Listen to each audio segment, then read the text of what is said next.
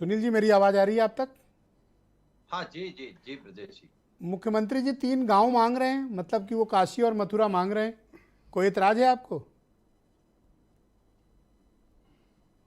एक बात कहूंगा, माननीय मुख्यमंत्री जी ने संविधान की शपथ ली है और संविधान जो रास्ता दिखाता है उस पर बात करनी चाहिए, क्योंकि माननीय मुख्यमंत्री जी मुद्दों पर नहीं बात करना चाहते।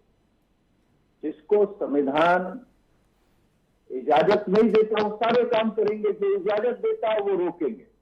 अगर संविधान पिछड़ों को आरक्षण दे रहा तो उत्तर प्रदेश में आरक्षण कौन खत्म कर रहा है? वो यही माननीय मुख्यमंत्री जी खत्म कर रहे हैं, यही भारतीय जनता पार्टी खत्म कर रही है। लेकिन आप अगर अयोध्या की बात करें तो अयोध्या का फैसला माननीय सर्वोच्च न्यायालय का है। हम सब लोगों ने माना, पूरे देश ने माना, और आगे भी माननीय न्यायालय जो फैसला करेगा उसको लोग मानेंगे। लेकिन धर्म के नाम पर, आस्था के नाम पर केवल राजनीति करनी। मैं सिर्फ वही बात एक बार दोहराऊंगा कि 2 तरीके की पूजा होती है, एक उच्चारण की पूजा होती है, एक आचरण की पूजा होती है। तो पूरी भारतीय जनता पार्टी की सरकार भगवान राम के उच्चारण की पूजा करे, आचरण की पूजा नहीं करे। अगर आचरण की पूजा करने वाले लोग होते तो ये सही रास्ते पर होते। और जो बात मांगने की है, हमारे नेता माननीय अखिलेश यादव जी ने कहा है कि माननीय मुख्यमंत्री जी कैसे तय करेंगे कौन कौरव है कौन पांडव है? संख्या के आधार पर, श्रीधरण के आधार पर, अधर्म के रास्ते पर कौन है कौरव?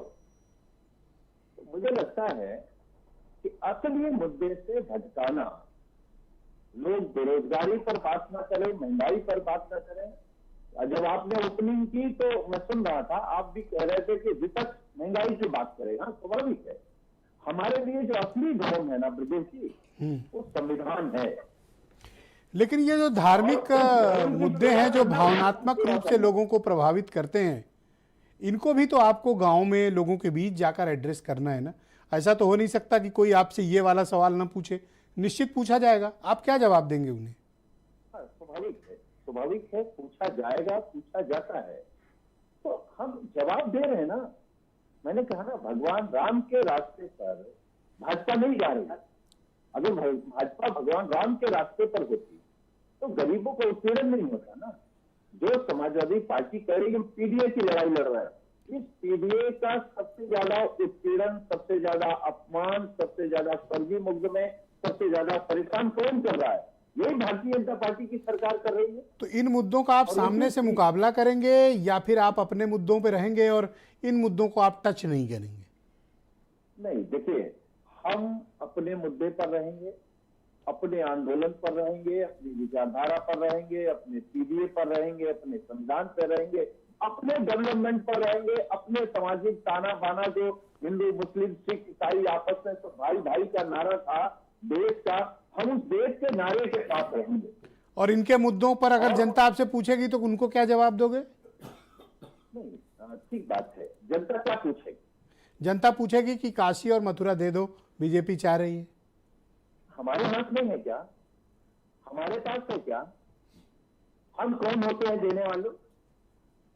तो माननीय न्यायालय देगा। भाई, असेंबली के भीतर दिए गए स्टेटमेंट, एक राज्य के मुख्यमंत्री स्टेटमेंट दे रहे हैं, तो इसको तो यूं ही स्टेटमेंट नहीं मानते ना। ये तो दस्तावेज हो गया अब तो। नहीं, कोई दस्तावेज नहीं। यही माननीय मुख्यमंत्री जी ने इसी सदन में कहा कि 56 में, 46 में, 86, तो उसे दस्तावेज पर मान लेंगे। क्योंकि भारतीय जनता पार्टी ने के माननीय मुख्यमंत्री जी और मंत्री सब संविधान की शपथ लेने के बाद भी संविधान के खिलाफ में बयान देते। तो मुझे नहीं लगता है कि इनके इस तरीके से बयानों पर अगर उनको कुछ मांगना था तो जो उनसे मांग रहे हैं, पिछड़े आरक्षण मांग रहे हैं, नौकरी मांग रहे हैं, बहन बेटियां न्याय मांग रही हैं, ये नहीं दे पा रहे। थैंक यू सुनील जी, हमारे साथ जुड़े रहिएगा। कुछ नेटवर्क इश्यूज भी हैं, उन्हें हम ठीक कर